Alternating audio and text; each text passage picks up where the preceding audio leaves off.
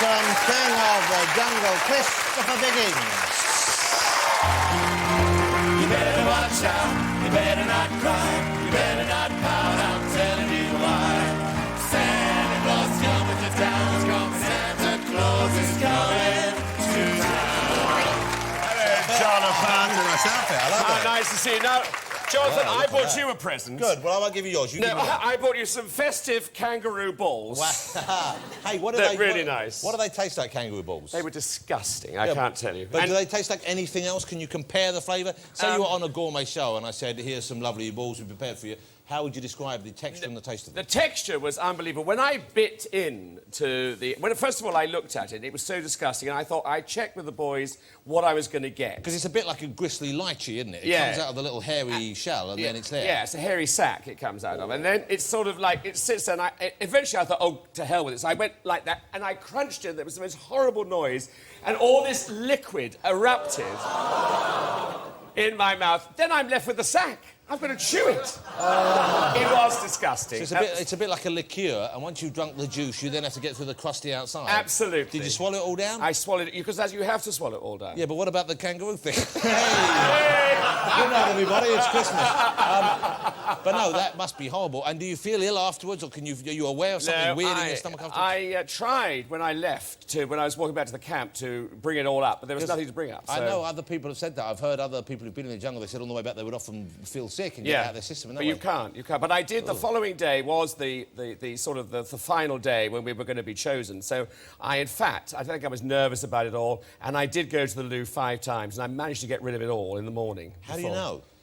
Well, I don't know, I suppose. Yeah, but no, I just want you didn't look down and have a check afterwards. No, my God. I'm sorry, this got off to the wrong start altogether, hasn't it? Hey, but congratulations, because it's... Thank you. I've always admired you, I've always liked you, I've always thought you were a lovely presence, but it was nice to see you actually come out and shine and get kind of... for many years, you were kind of, and I don't take this the wrong way, but sort of a punchline, weren't you? Yeah, absolutely. Yeah. And now you're no longer the punchline, you're the whole joke, which must be a great feeling. You know what I mean? It's a good thing, isn't it? It's been marvellous. When you're in there, in that jungle, you don't know what's going on at all in the outside world. Yeah. And to come out and find that, obviously, your friends have been behind you, but to find that some of your peers and the public, I mean, the whole nation has been really, really moving. Are you always that sunny? Are you always that cheerful? Do you always look on the bright side? Yes, I mean, this is not a dress rehearsal, this is life. Just get on with it. How were the other people there? I'm not asking you to dish the dirt as such, but... No. Who did you genuinely bond with? I loved Lynn, I loved Anna, Ryder Richardson, I loved Keris, is one of the most wonderful... I mean, the night that Keris, they gave her a guitar, and she played and sang around the fire was just fantastic. Yeah. What about the deal with her and that fella, the love rat, Mark Bannerman? Well, I came in a bit late, so I didn't really know what was going on, but soon you knew what was going to go on. It was hard to avoid, wasn't it? It was hard to avoid. And, I saw Keris this week, and she's really in love. So they're together and having a nice time? They're down in Wales. Well, that's a good thing, then. I hope that works out for them. Absolutely. OK, now you have a love in your life, of course, don't you? I do. Neil. Is he here this evening? No, sadly, he's working. He works for the airlines, He works British Airways, yes. OK, so he's... What is he? He's not a pilot? No, he's a he's a steward, air steward, a trolley dolly. And he wasn't allowed, though, to come and see you in the jungle, was he? Well, what happened was that he wanted to come out. They wanted him to come out early, ITV, but they wouldn't let it. They wouldn't allow it. And we tried with the press offices and his managers, but no. So, in fact, if I'd gone out early, I would have come out, been all on my own. Very sad. Oh. Yeah, you see? Yes. Yeah, well done. He's used to doing the panto this time Oh, of year, of course. yes. 12 o'clock and still no sign of Dick. Thank you. Still gets a laugh after all these years. What's life like for you since you've been out? Has it changed dramatically?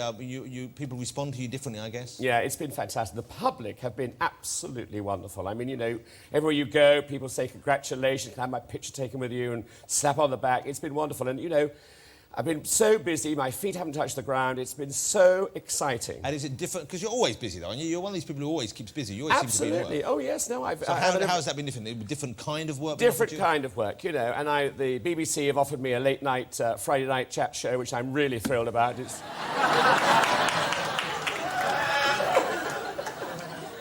Just joking. oh. That was my serious face. Very but good. You are doing something like that, aren't you? Aren't you doing a talk show? No, some sort of I don't want to do a talk show. I mean, because, you're the great one. Michael Parker's who just left. And I think there have been so many people who've done Chat Show who failed But, you know, here's the miserably. thing, but if you did this was a one, I'm sure this is a comparison. It's not just because you're of the same kind of sexual preferences, but you and Paul O'Grady, I can see that you would work in that kind of way because you are both very easy with people. You've both got a larger-than-life personality. You know, I could see you doing that kind of show if you so wish. Absolutely, but I mean, you know, people are talking about doing something against Paul. I couldn't. Paul's such a good friend. Well, He's how so about brilliant. Richard and Judy are leaving? It's almost like a Richard and Judy in the same scheme right Absolutely. here. What a good idea. It's like Judy ate Richard, and here we go. Which I'm sure has happened on at least one happy occasion. Yeah, Oh, he can mention Dick. I can do it more subtle about it. There were some great moments that I enjoyed watching in the jungle, but one thing was, and I don't think this was a bad thing necessarily, but you were often entertaining others with tales of the famous people you've met over the years. I know. Quite a lot of name-dropping went on. And I've heard, I haven't seen any of the tapes, I've only seen clips like this, but I heard they did a whole sequence of me dropping names all the time, which... Guess what's coming up right now? No! Have a look at this. How This is a fabulous. classic. Is there anyone you don't know? Brilliant. Are there people you haven't met? Or you No, must there are have a met? few. I mean, there's certain people. For instance, I'm dying to go to Las Vegas next year to meet Bette Midler, or rather see Bette Midler. I'm just such a fan of hers. Well, there's you a know. surprise. But you've never met Bette Midler? No. Hey, how about Barbara Streisand? Have you ever met her? I met Barbara Streisand, yes, very nice, after one of her concerts, where I went to the concert with the Prince of Wales, funny enough, and Joan Collins.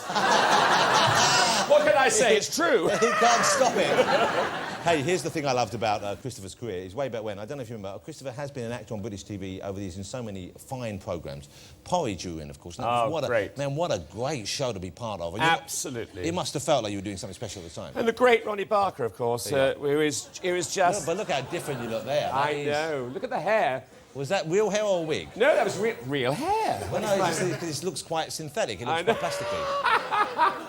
But Ronnie was great because the greatness of Ronnie was that he was a comedy actor, not a comedian, and he was very, very generous. If he thought a line was better said by somebody else, he would give it to them. And he was so clear. Dick Clements and Ian Frene, the greatest writers ever. Hey, and also, I'm sure many of you who are my age in their late 20s will remember the great show you were in, Rent-A-Ghost. Oh, Rent-A-Ghost. Let's bring back Rent-A-Ghost. Rent-A-Ghost was the maddest thing ever. Now, do you know who played the original... Miss Popoff was played by Sue Nichols. Yes, she was. She was very Who's good. now incarnate. But who was the original Miss Popoff? Was it Arthur Mullard? No. You don't know his Linda name. LaPlante. No, Linda LaPlante. Linda who wrote Prime LaPlante, Suspect. yes. She was Miss Popoff. She was Miss Popoff. Linda Marshall, she was called then. Oh, she's kept that quiet, She hasn't has. Yes, she'll be delighted you've outed her. Yeah, I know. What are your plans for Christmas? Where are you going for Christmas? I always go to my godchildren's parents in Oxfordshire, and then this year, because I'm not doing pantomime, I'm going to see my parents shortly after, and so we're going to have a nice time. How lovely. And this must be the first year for many that you haven't done pantomime. 38 years I've been doing Christmas shows, twice a day, 6 days a week for 6 weeks. It's going to be fantastic. You must feel like suddenly you've been freed from Robin Island or something. Yes, absolutely. It must feel like that. Absolutely. Hey, continued success. I hope Thank that you, now Jonathan. you're back in the limelight where you belong. You stay there for many, many years. Thank you. What a pleasure it is to meet you and to have you on the show. Ladies and gentlemen, Mr. Christopher Biggins.